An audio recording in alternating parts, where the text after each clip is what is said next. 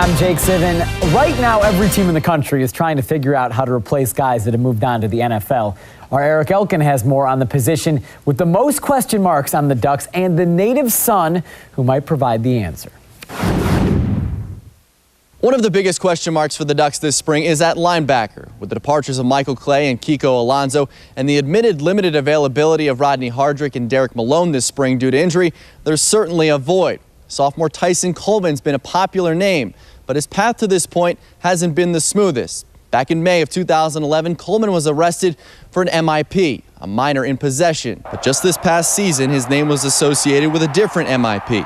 After playing in all 13 games, his teammates voted him most improved player. I feel like I've grown up a lot since I've been here. That's a lot of thanks goes to Chip for that. A lot of thanks goes to the older guys for that too. But I feel like now my focus is where it needs to be.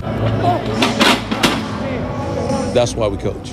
We coach to see that maturation of these young men that think they're men but are not men into real men. Tyson, he's definitely, when he came in, he was, he was messing up a little bit. He was young and mature, but now he's really fitting into the system and he's really growing up as a human being, and it's good to see. And that's what I'm saying. Like next year, he's gonna be the man. The Lake Oswego native now finds himself in the mix for a serious role at linebacker.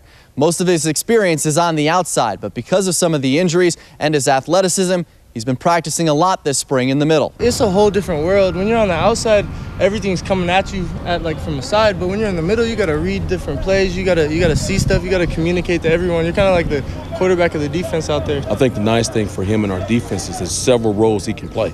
When Tyson can play outside, Tyson can play inside, Tyson can be on the rush group, so there's a lot of places he can play, and we're excited about spring because we can try him in places and try to figure out where he's going to help us best in the fall. Coleman says he's working most on his conditioning right now and admitted to feeling a bit out of shape.